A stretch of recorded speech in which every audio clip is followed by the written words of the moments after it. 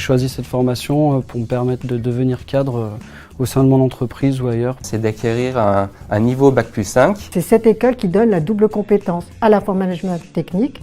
Donc l'alternance me permet, ça me permet d'avoir mon emploi et de continuer une formation.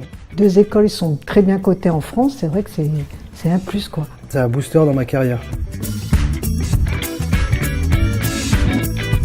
Dans la formation, on vous propose une composante managériale importante. Elle vise 2 objectifs essentiels. Le premier, c'est de savoir conduire des équipes. Le second, c'est de gérer des projets. On va vous proposer un certain nombre de savoirs transverses du type stratégie, du type gestion, marketing.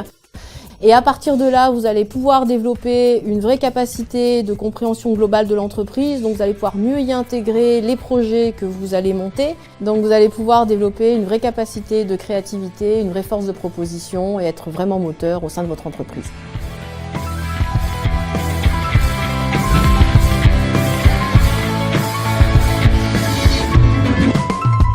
Voici un objet tout ce qu'il y a de plus banal, un smartphone.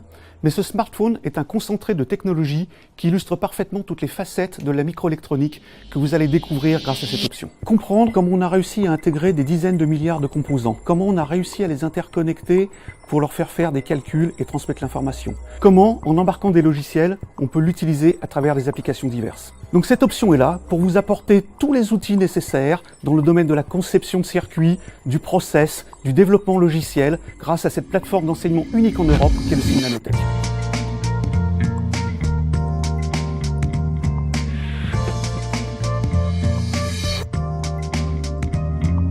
Dans cette option, on adresse les nouvelles problématiques énergétiques, c'est-à-dire le smart energy, la convergence des technologies de l'énergie et des technologies de l'information.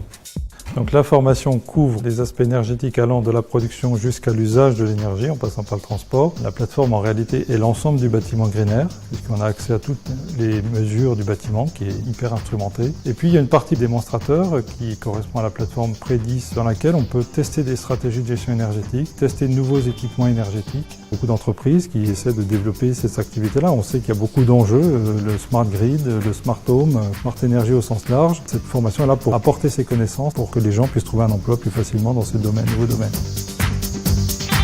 La force de cette formation, c'est d'avoir à la fois des enseignants-chercheurs, mais aussi des intervenants du monde industriel. Les manipulations qu'on a pu faire dans l'école apportent un plus dans le sens où on peut vraiment se mettre dans un contexte comme si on était un peu dans la vie réelle, ce que l'on rencontrera en sortie de formation.